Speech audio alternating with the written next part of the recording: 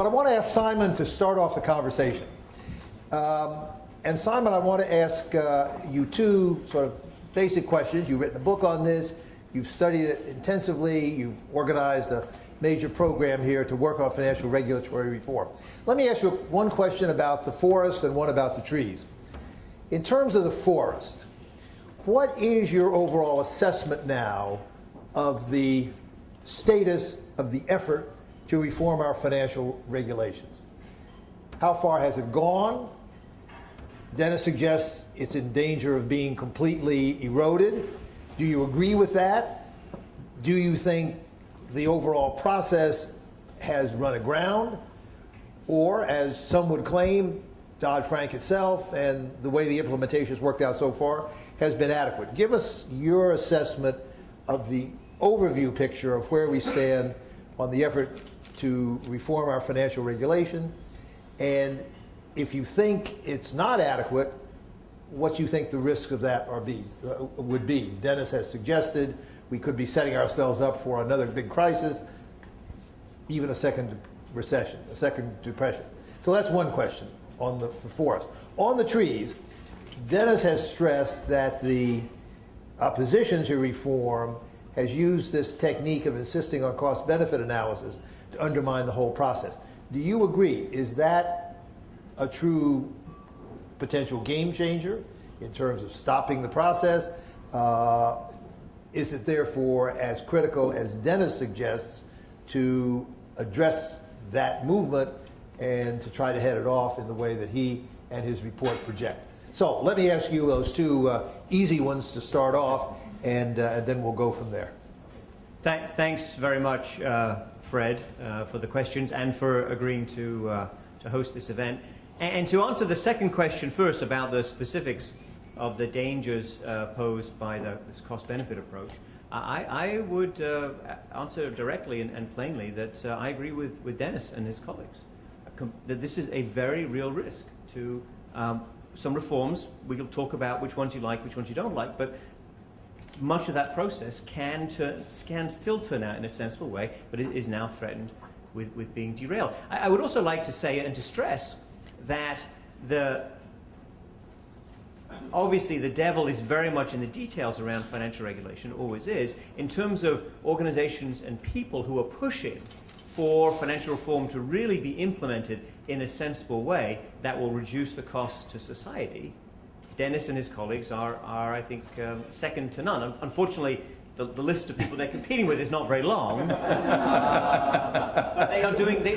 are doing extraordinary work in fighting it out every trench by trench with the industry, as expected when the Dodd-Frank legislation was passed. That was just, it wasn't a great defeat as far as the industry was concerned. It was a battle along the way, and they've had some significant progress. They've also had some huge embarrassments, of course, some big loss of face, including the recent losses at JP Morgan Chase, including the HSBC hearings on money laundering, at which their chief compliance officer resigned during the Senate hearing, in case you missed that 2 weeks ago. And of course, the LIBOR scandal, which I think should shock you all. Fraud has been discovered and acknowledged by participants at the heart of the world's financial markets, and that's my slight paraphrase of the Financial Times and The Economist editorials on the subject, not publications known for taking a highly critical view of the largest banks in the world. On the big picture, Fred, I would say three things. First of all, I completely accept and endorse and would reinforce the points that Dennis and his colleagues are making about the costs of the crisis. These costs, and the number I like to lead with, this doesn't contradict what they say, it's just a way to make this concrete. I take the numbers from the Congressional Budget Office, which does medium-term projections, as I'm sure you all know, of federal government debt, looking out 10 years. They did one in January 2008, before the collapse of Bear Stearns, and they did an update in early 2009, another one in mid-2009, after Lehman's failure and the depth of the financial crisis and the extremity of measures needed to stabilize the economy had become more fully apparent. The swing in the medium-term debt forecast, debt to GDP, according to the CBO, so when all is said and done, when you've gone through the crisis and you've recovered, how much more federal government debt in the hands of the private sector will you have? The CBO says 50% of GDP more, between $7 and $8 trillion in today's money, roughly speaking. It's an extraordinary fiscal impact. So Dennis is right that the implicit guarantees became explicit. The subsidies were paid out, if you like. And there are still people, astonishingly, and to my mind, irresponsibly, people in this administration, people at the highest levels of Treasury, people at the highest levels of the Federal Reserve, who insist that this crisis, the financial disaster, was not really costly, based on some very odd math around, oh, so this program or that program was paid back in full.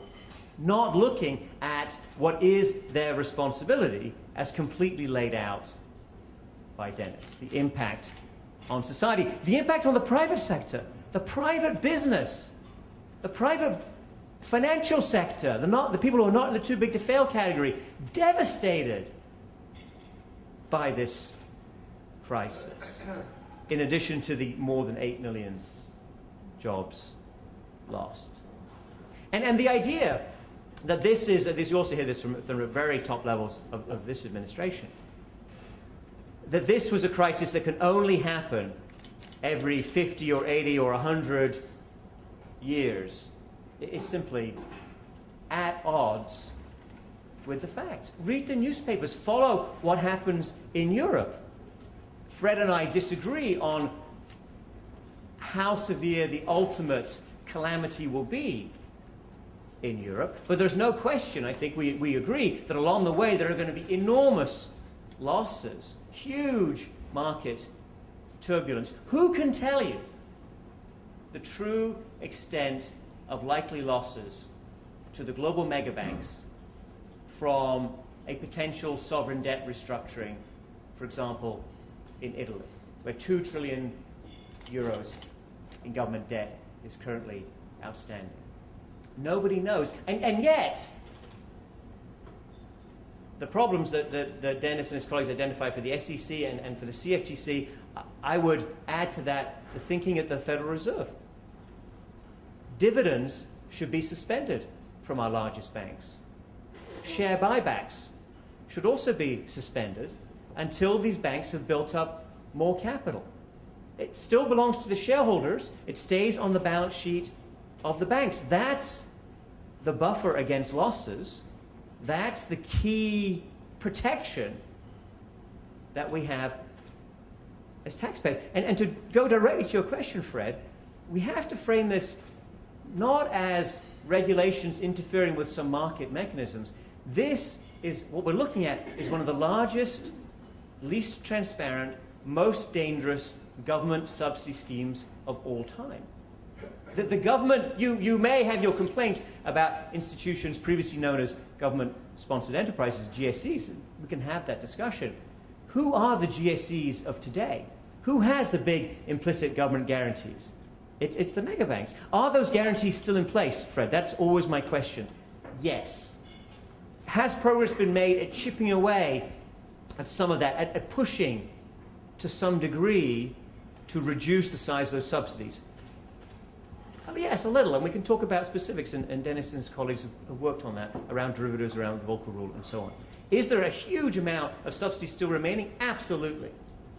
Do these subsidies pose a real threat to the American economy and to the private sector represented here today? Yes, absolutely, particularly with a shock coming from Europe, a shock we can even scale and imagine how that's going to play out. And yet, the Federal Reserve and the other responsible regulators will not require a buildup of capital, among other measures, necessary to put greater safeguards. Protect the taxpayer, protect the real economy from the kinds of events that we saw or that we can have imagined, as Dennis mentioned. So I think progress, Fred, overall has been slow. It's been partial. It could all be undone. And really, most of the work that needs to be done remains to be done, both in this country and unfortunately in Europe also. All right, Simon, let me have two follow-up questions, and then we'll open it up. But two, I think, critical aspects of this.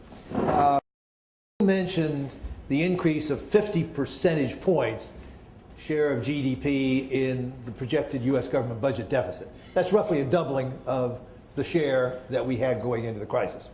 Our colleague Carmen Reinhart has shown that that's nothing new. That when you look at the history of financial crises, and she and Rogoff, of course, have looked at it over the centuries, you find a typical result of financial crises, in addition to lots of other adverse effects, slower growth, et cetera, is a doubling of debt to GDP ratios because of lower growth, lower tax revenues, bailout costs, and the like. So question one, is it really the perfidy of the financial industry fighting all this, or is that simply the way economies work? That when you have a financial crisis, that you get a big macro effect of that type, you've got to dig out from under it, but since it's happened in other places in other times, should we think there's anything peculiar this time in terms of the political economy of it, or is it simply a kind of inherent economic effect of financial crisis, as Reinhart Rogoff tend to imply? That's one question. The second is to pick up on your last point. You mentioned quite rightly, and we all know, this has been a global financial crisis. This is the Institute for International Economics. Compare a bit what's happened in other countries as they have responded to the same challenges. Have they gone further than the U.S.? Have they been more effective in preventing future similar occurrences in their own countries? Are there things we have to learn from elsewhere? Why has the political economy worked elsewhere? Or is it more or less the same everywhere, with still a lot of as you guys would put it, battle by battle confrontation in seeing whether the reform process works through? Put it a little bit in global context, and if you want to throw that in, do some of these issues require international regulatory reform and not just national? And I'll invite Dennis to jump in on this if he wants to as well. But Simon, why don't you answer those two? Dennis, chime in, then we'll go to the audience.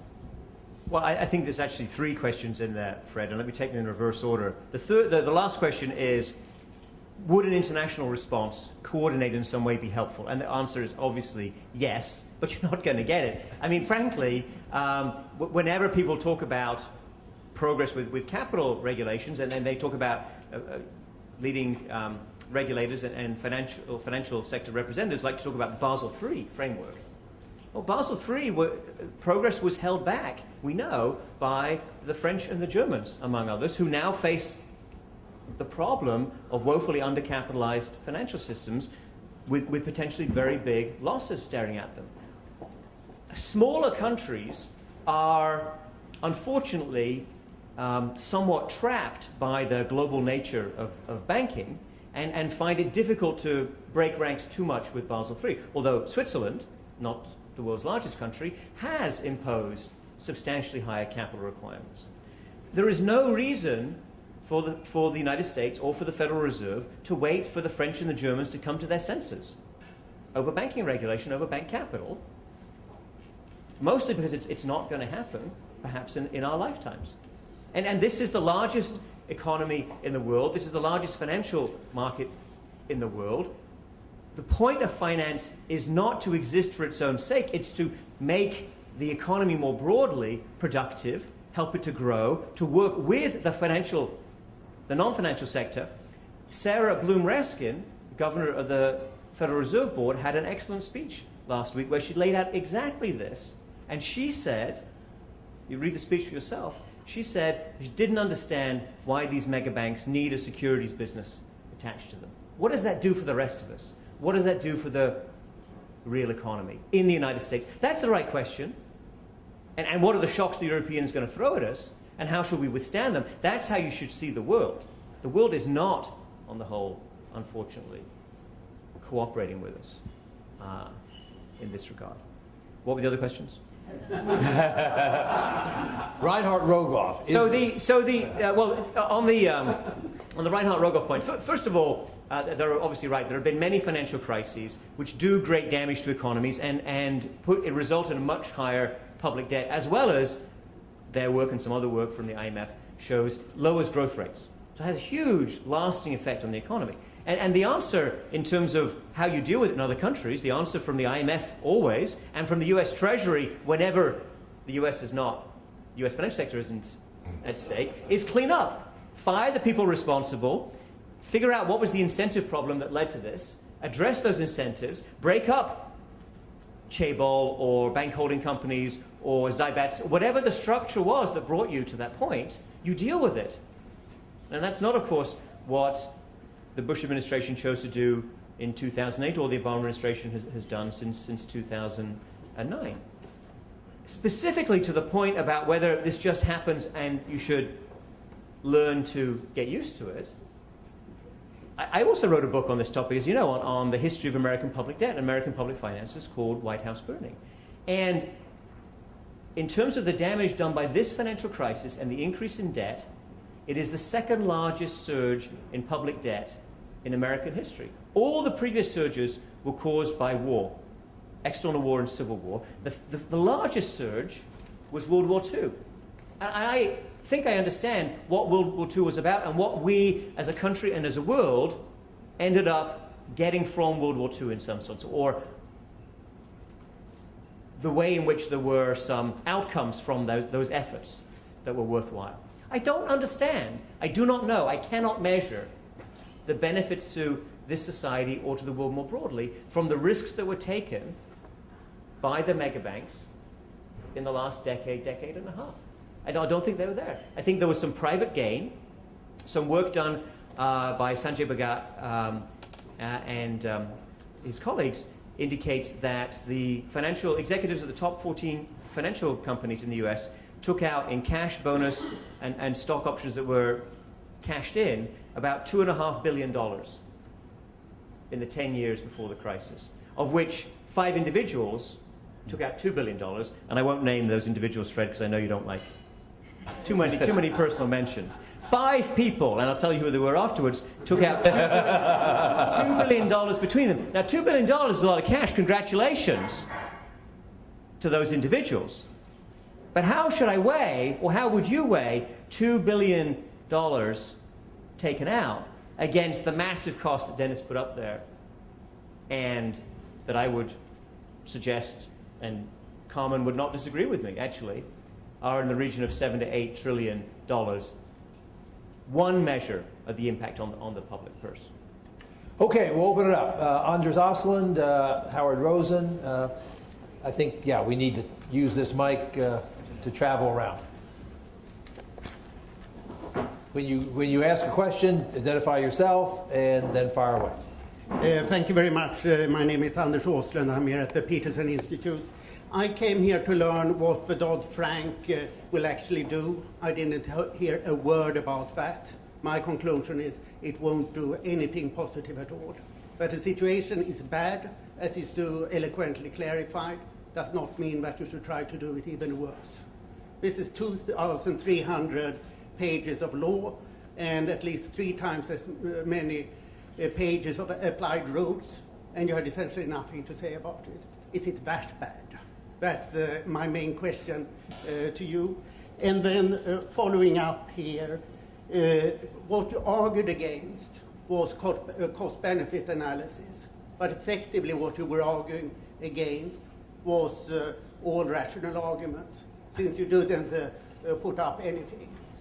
What I and many others see is that a massive regulation of the financial industry will benefit 2 groups, the crony capitalist group that you purportedly are against, and of course the huge lawyer business here in town. Are these really interests that should be pushed? If you wanted to do something about it, you would do pretty much what Simon is suggesting. I would say 3 things: divide the banks and demand more capital, and clean up the regulatory machinery. That doesn't require thousands of pages. So I wonder why you're not talking about these issues that should be the substance. And the very worst point I thought was when you say that industry has survived the heaviest regulation. What world are you living in? Most of the world, most of the time, has killed off industry with predatory regulation. This is not an argument. I hope that you clarify that. Thank you. Well, a couple of points. We could talk about how regulation under Dodd-Frank can work and how it might work and how it's not working, but that wasn't the subject. The subject was what's happening in the context of the industry battle against the regulations and their latest weapon, potent weapon, and why it's important in cost-benefit analysis. So the fact that I didn't spend time talking about that is because it wasn't the subject. The short answer to the point, though, is this law is not a perfect law. To my knowledge, democracy has never produced a perfect law because democracy itself is imperfect. Now, there are other models, but ours is democratic. And every day for whatever year you want to pick, from the founding to tomorrow, if there's a law passed, it's going to be imperfect. It's going to have pluses and minuses. It's going to be there are going to be trade-offs. And some people are going to like it and some people aren't, and that's called democracy. It's messy, it's imperfect, and that's what we live with. So if I got to write a financial reform law, I would write a very different law.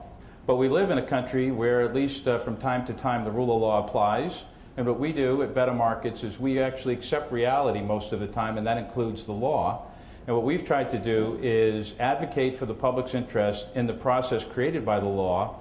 And we believe that if people of good faith, intending to actually accomplish the goals of the law, then financial reform can be implemented in a way that provides a safer, sounder banking system, less prone to crisis and failure, and therefore less likely to result in taxpayer bailouts. Now, there's a lot of caveats in there, I agree. That's also part of the democratic process. So we've got a laboring oar in the process of trying to make it come out that way. And we hope it will, because, getting back to what Fred said in terms of Rogoff and Reinhardt, it may be typical that debt to GDP goes up 50% when you have a major financial crisis. It doesn't mean it's a good thing. And more importantly, it doesn't mean you deny it and don't count it, which is what's kind of going on now, plus all the other costs. In terms of arguing against all rational analysis, if you're against cost-benefit analysis, that kind of turns the world upside down. The current debate over cost-benefit analysis that is the Trojan horse of the industry is that they want to define the costs and ignore the benefits. And so the issue is not whether or not there's going to be economic analysis. There's going to be economic analysis. It's done every day by dozens and dozens of people who work for the SEC, the CFTC, the Fed, and elsewhere. The issue is, when they're done doing that, does a court reviewing it get to essentially legislate from the bench and say, I don't care about the SEC's expertise. I don't care about the fact that they've been dealing with proxy laws for X number of decades. We're going to pick this study. They should have done that different. They should have done that different. So all you're doing is you're getting some judges or panel of judges doing a cost-benefit analysis in place of an agency. And the way our system works is we've actually given that authority to the agencies, not to the federal courts. So it's not that it's not going to be done. It's going to be done. It's just not going to be done by the industry if it's done right. So I think the broader point is that what we're trying to talk about is that nobody's talking about the crisis. In fact, I'm sure you all know for months now, all you've heard about is the second anniversary of Dodd-Frank, the second anniversary of Dodd-Frank. You'd think it was immaculate conception. It just came out of nowhere like a phoenix. Mixed metaphors. Because nobody talks about the fact that we had the worst financial crisis since the crash of '29 and the worst economy created as a result of it since the Great Depression. So one of the things that we're trying to do is, when you remind people of what happened, I mean, I got to tell you, we know some, as there are in this room, very smart people, and almost no one remembers the joint statement on February 23rd of 2009. Almost no one remembers that in March of 2009, every economic indicator at the time was not only going down, it was going down at a rate greater than any time during the Great Depression. Now, the point of remembering that is because that's what we're trying to prevent from happening again. We need to remember that. We need to try and figure out both the quantifiable and unquantifiable costs, and then try and get financial reform to work in a way that prevents it from happening again. But let me push you and Simon both on the first question. Do you have anything good to say about Dodd-Frank? Yes. Are there specific components of Dodd-Frank, as it's been implemented so far, that you feel have been helpful in trying to prevent the apocalypse later? I think so, and I'll mention them. But one of the things you have to keep in mind is, you can't fix one thing. It was a massive structural failure that resulted from about 15 years of deregulation, and then we had 7 years of actual unregulation that led to the crisis. But you can look at orderly liquidation authority that's being done by the FDIC. It's being done very well. A number of the things that are just starting is the living wills with the Fed. The SEC has done a number of things. The CFTC has lapped most of the other agencies in terms of rules they put out, but many of those rules lay a foundation, and until they just pass some recent rules, they don't come into place. None of that is unusual. What happens, most statutes are not self-executing, and most major statutes, you go back to the, environmental laws, all sorts of laws are not self-executing. They get handed off to the regulatory agencies for some of the key decisions, and there's a process that takes time that allows for input, and then over time the flesh is put on the bones that are in the statute. So there's a variety of things that have been done that are very good indicators. There's a variety of things that have been done that are very troubling. But if things go according to plan, much of the over-the-counter derivatives market, from which many of the worst practices came from, there's no regulation or transparency there, or competition for that matter. Much of that is going to be moved on to a new derivatives infrastructure, market infrastructure, that will be happening over time in the next 12 to 24 months. So there are some good indications in some areas. There's been some slippage in others, and there's still a lot of things that they're working hard to figure out. And we don't agree. I'll tell you, we don't agree. You can ask from. We may not be quite as tough as Simon, but from Treasury in the White House all the way down to anywhere else you want to go at the other end of the spectrum, we've been very critical when we have not seen the reforms put in place the way they should be. But there's a lot of good work being done by a lot of very good public servants who are underpaid and overworked in these agencies, who are killing themselves to try and get these rules right in the face of an onslaught that's almost unimaginable. Simon? Well, first of all, I'd like to endorse Anders' endorsement of me. And I think what I want to try and achieve, Anders, and what I think we need is a shift in the mainstream consensus around these issues. To a time when people agree with me and with you that we need to make the banks small enough and simple enough to fail, that they need to be financed much more with equity than in the past, so they have much more capital, much less leverage. Those are all synonyms, as I hope you all know. And I think we should also clean up and simplify the regulatory structures. Now, my goal is to convert one, to this view, at least as an indicator, one former CEO of a mega bank per year. Right now we're ahead of quota, so I think we will need to slow down a little bit. But seriously, it's the debate around Dodd-Frank. It's seeing the pushback against the industry. It's seeing by the industry. It's seeing the arguments that they're forced to make. It's trying to bring transparency and sunlight to that process. And it's understanding at each one of these new scandals that comes forward. JP Morgan Chase, HSBC, LIBOR. These are three huge revelations about different parts of exactly the same problem, which is all of the global mega banks, balance sheet 1 trillion, 2 trillion. JP Morgan Chase, if you measure the balance sheet correctly, I would argue, has total assets of close to $4 trillion, much bigger than any European or Asian bank with which it competes. All of these banks, HSBC, has a totally different organizational structure from JP Morgan Chase. All of these banks share one thing in common. They're too big to manage. They're out of control. Nobody, no individual, no set of Greek heroes, nobody you can imagine in the history of humankind is capable of managing an organization of that kind of size and complexity. And the problem is they have an incentive to take a lot of risk with a great deal of leverage. They get the upside. The downside gets shoved onto someone else, ultimately onto the taxpayer. Exposing that connection and showing the ways in which those structures continue, that's my primary goal, and I fully support what Dennis and his colleagues do at Better Markets, because if you didn't have them in there, you would get nothing at all. all of the details. Yes, there are some very good public servants. It's not all down to better markets. It'd be much harder for those public servants to make progress with this problem against the enormous power. I would say the resources are 500 or 1,000 to 1 against reform here. That's my rough metric. Probably more. Perhaps even more. It's just an astonishing uphill battle. And yet, you learn things about these banks every week, every month, that make you fully begin to better understand they are too big to manage. Okay, we'll go to other questions. Howard, Lee, Bill. So I'm Howard Rosen here at the Institute. I think the frustration that we're having, Dennis, is that it appears that you're suggesting that the defense for Dodd-Frank is the fact that it's law, and that by definition, because it's law, it must be right. In this building, as you said in the beginning of your remarks, we defend things based on empirical evidence or case studies. And despite how long the two of you have just spoken, you're making assertions and not defending them with any empiricals. I mean, Simon, you just said these banks are just too big. No one could ever, on the what basis?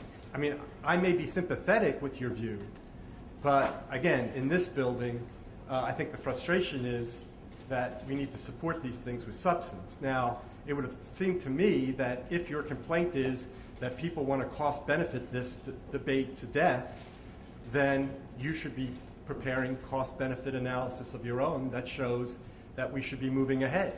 But instead, you're saying, which is an anathema to, I would think, to economists, to say, oh, don't try to cost-benefit this thing to death. Now, just to make my point, and the thing that, for me, that makes this conversation really absurd, is that if we exchange the words debt and default for jobs, and if we exchanged banks to globalization and trade, I imagine, I don't know, Dennis, but Simon, you would take a totally different position. I mean, we on the side that have always been nervous about globalization are being accused exactly of what you're doing, which is putting out fear as a motivation for policy, saying that we're going to lose all of our jobs to Japan, we're going to have no industry in the United States. I can make the same arguments you just made about banks being too large to fail. And then someone would say to me, but we have the evidence, the global welfare models that say that trade is good. So you're not even meeting your own test when you in other issues. So let me ask me some very specific questions. Very specific, yes or no, or give the cases. Are there cases, there's been a lot of talk about capitalization of banks. Can you give examples of banks in other countries that have rules with higher capitalization, and therefore those banks were not affected as much by the crisis? Did higher capitalization in some systems help protect those banks, as an example? Another, your point you made just now about equity ratios. Are there banking systems in other countries that have higher equity ratios and therefore might be a lesson to the American banks? The third question is a question of subsidiarity.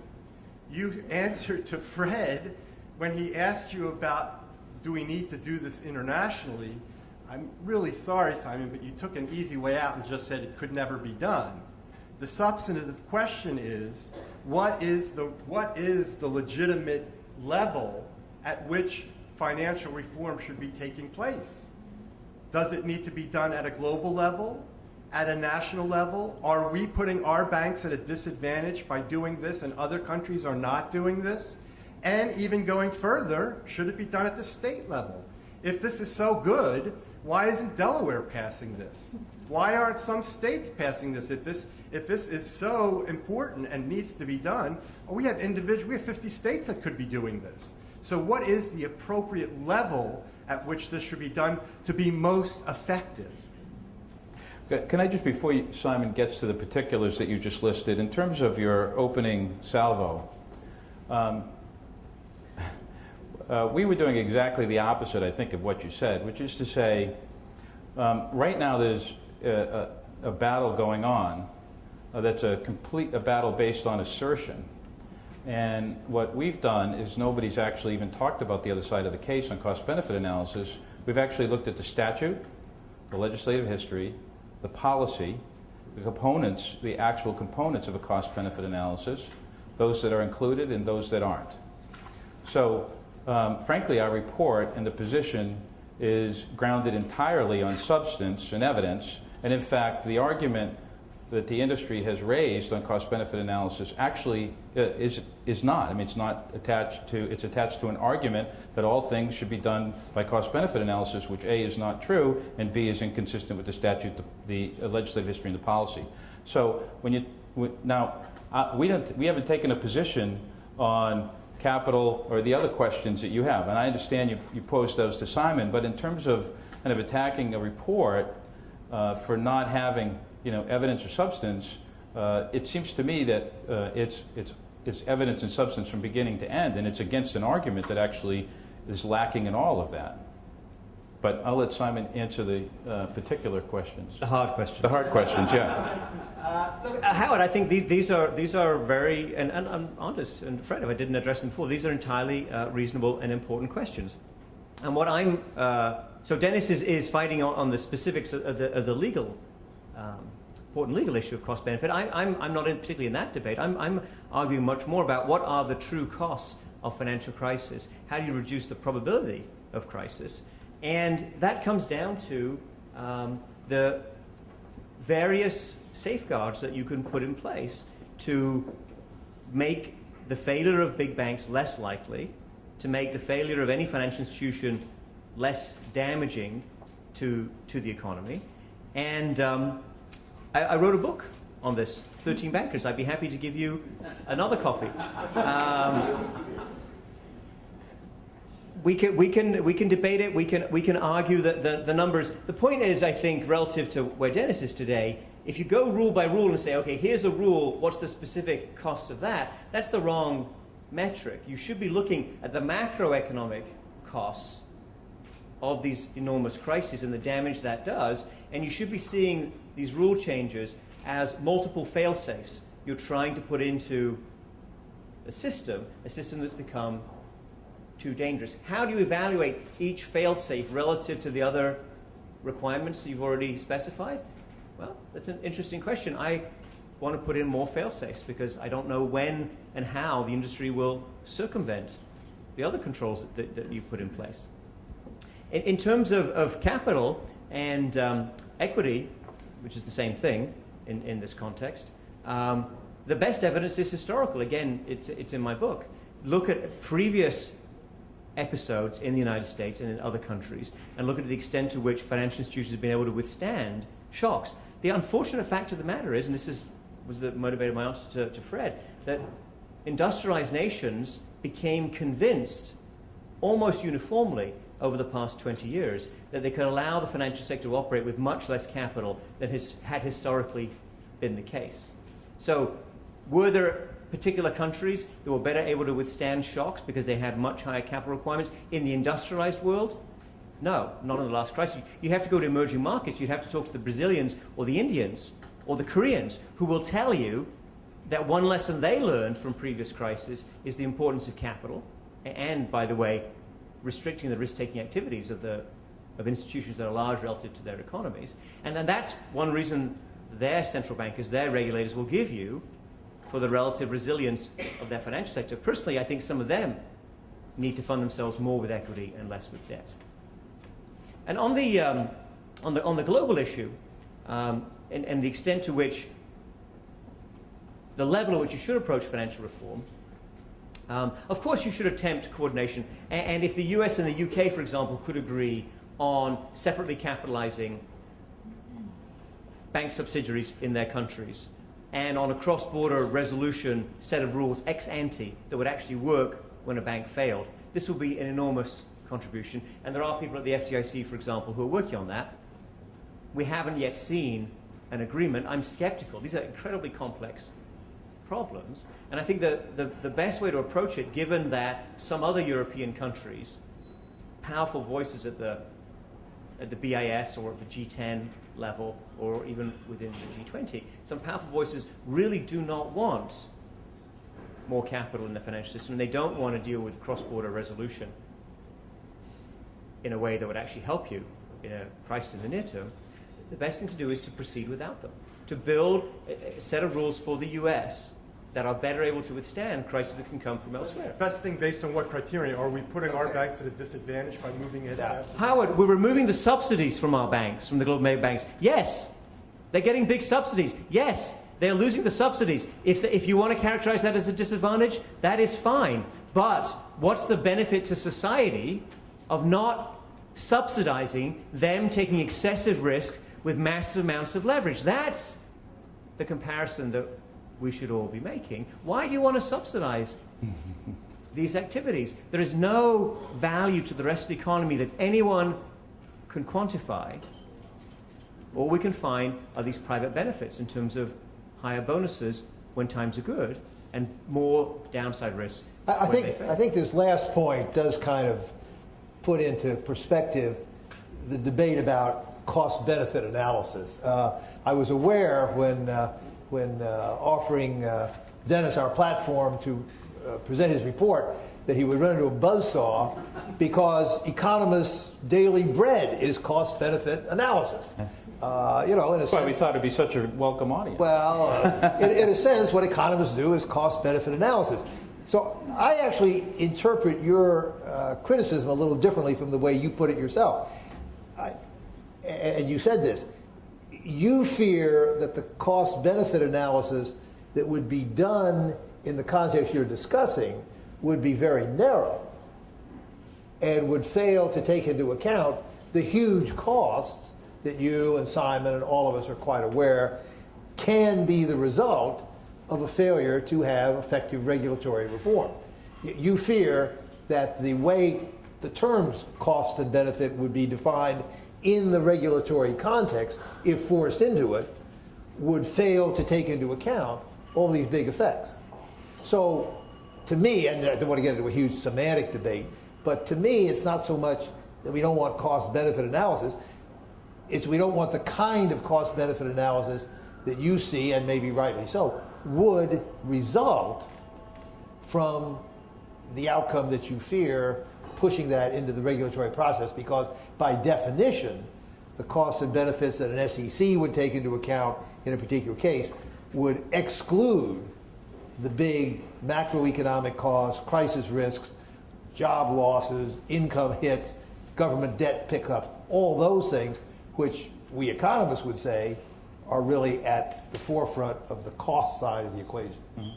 If that's okay. All right. So, Fred, I think you've absolutely hit the nail on the head. And I turn it to the question to Dennis, which is, why, within that legal and regulatory process, why can't you reframe it in Fred's way? Why can't you make those arguments and have the courts or the SEC see it in exactly these terms, the broader social cost? Why doesn't that work? Well, there's two problems, or actually maybe more than that. The primary problem is that the industry is arguing for a particular skewed version, an incomplete version of what they want to call cost-benefit analysis. That's problem number one. Problem number two is essentially they're trying to get the independent agencies out of the business of economic analysis and get federal courts to decide. But that requires ignoring the statutory provisions and the reason for those statutory provisions. So you're right, Fred, and on the one hand, that if you talk about cost-benefit analysis, it is the bread and butter of the economists as you go across the board. But that, economists doing what they do is not the same as independent regulatory agencies doing what they're supposed to do by law, which is regulate an industry to protect investors, the public, the markets, the financial system, and the economy. And therefore, they're actually duty-bound by statute to prioritize the public, the financial markets, investors, and the financial system, and then take into account other things. So they're not actually charged with doing cost-benefit analysis in the sense you're talking about for extremely important overriding public policy reasons. And I'll give you one example that I know economists hate whenever I say this, but you look at the Ford Pinto case, $137 million to recall the Pinto and replace the device that was causing the gas tanks to blow up, or about $50 million to pay off what was estimated to be the claims of the 180 people who would have been killed and the 180 people who would have been injured. So a strict cost-benefit analysis would, in that context, would save you, what is it, $83 million. Obviously, you wouldn't spend 137 when you could spend 50. Well, there's nothing wrong with that as a theoretical cost-benefit analysis. On the other hand, if you were one of the 180 killed, or you're one of the 180 injured, or if you were society and you make a determination that actually, dollars and cents don't capture everything, you make different decisions. And society is both entitled to do it and indeed obligated to do it, or you have law of the jungle and not rule of law. And in this context, these agencies exist. They exist for one purpose and one purpose only, and it's not to protect the competitive advantage of banks. Not that that isn't important, and it's not to protect, to make sure that they pay the least cost possible. Not that that isn't important. What they're supposed to do is protect the public, investors, the markets, the financial system, and our economy. And in connection with accomplishing that objective, they're required to also take into account certain economic considerations. But one of the problems with, you talk about competitive advantage. Well, you can protect their competitive advantage and still have them run in a very high risk, with a very high risk of another crisis. And what we're saying is one thing everybody should do is, A, remember the last crisis, remember how bad it was. Let's look at what it really cost. And do we really want rules in place, assuming they're going to work, in place that aren't going to protect this country from that happening again? No, I think everybody wants them in place. So the issue is who does it, and why, and who does it as an independent regulatory agency. It's not an economist trying to do a balanced cost-benefit analysis. They don't have the obligation to protect the public. Dennis, you're reinforcing the view of all economists that what the problem is too many lawyers and too many regulations. Anyway, Lee Price is from the FDIC, which actually has some nice words thrown toward it. So, an unusual company here today. Yes, it is. And as a lawyer and an economist, I have a different take on all of this. I mean, I agree that it's difficult to do cost-benefit analysis. But I'd like to go back to Fred's comment earlier about Reinhard Rogoff saying that these have huge costs. They do have huge costs.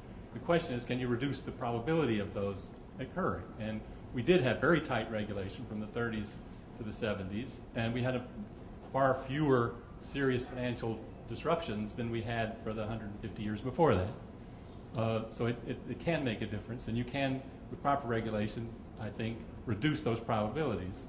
And I agree. If you could do the cost-benefit analysis right, there ought to be an economic way to do it right. So rather than look at what the law now says, looking forward, well, there's a good chance that the next chairman of the Senate Banking Committee will be one of those people who introduced the cost-benefit analysis requirement.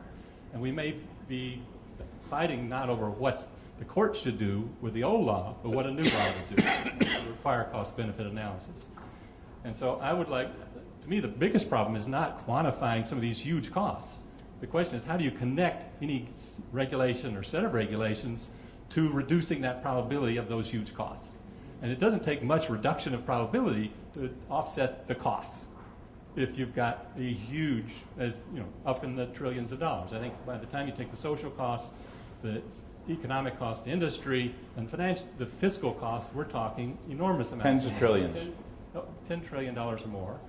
A year of GDP. It doesn't take much of a percentage reduction of that to justify it. The question is so let's assume we're in a debate next year, and we're going to be doing cost-benefit analysis requirement. How do you fight for that law being written so that it's done well? And it takes into account those huge costs, and how do you connect new regulations with the probability that they will reduce those chances of a financial hit? And if you can do it once every 50 years instead of once every 20 years, the way we had it before, that's got to be worth a lot.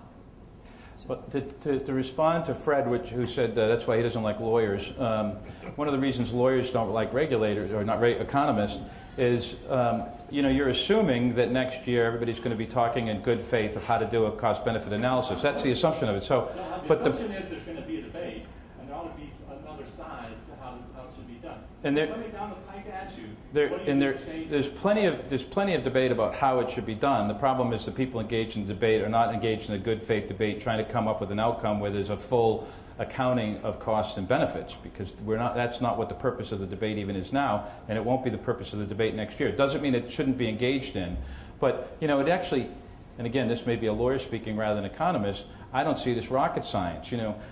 For example, how can you have a cost benefit or discussion of cost benefit that doesn't include the drop in GDP? How do you have a discussion of cost benefit that doesn't? So let's conclude it in there. Yeah, that's what he's saying. Well, no, right, and if you were king, but that's not the debate you're going to have. Well, so the slightly good news, Lee, I think you're obviously asking the right question, Lee. It's a good way to frame it.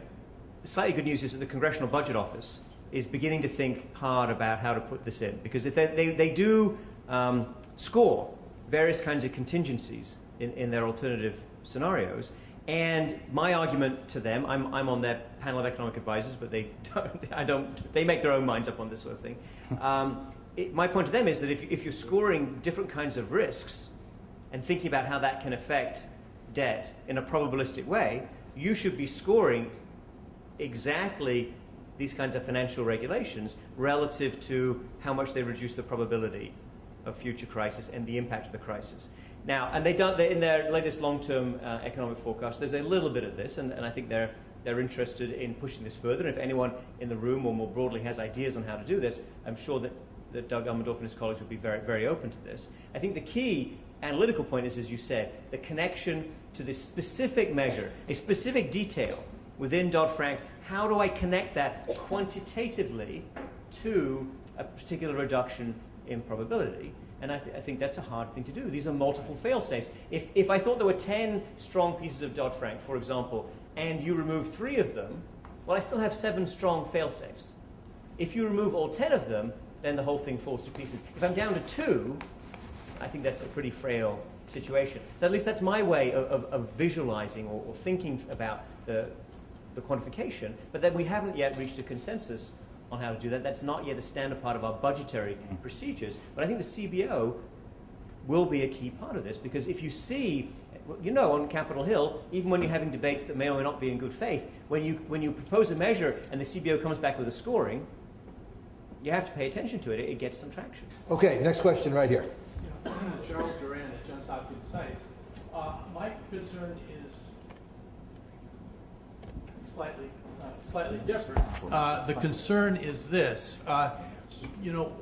Cost-benefit analysis is a very good technique, and it's used, as you mentioned, again and again in academia, where you submit an article to a journal and you have peer review, and you look to see whether the analysis has been done properly, and particularly look at the assumptions that go into the analysis. But in this case, where is the peer review going to be?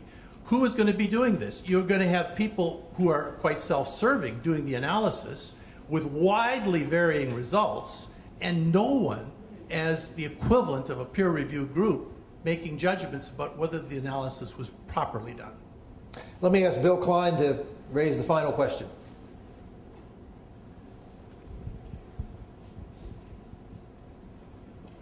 It does seem to me that you weaken your case to basically say that there's no possible way to measure the benefits of this protection because they're almost limitless. The Bank of England, the BIS, have done studies of the benefits of greater capital requirements, and they very much use the kind of analysis Fred was talking about. What is a reduction of the probability of a depression kind of thing?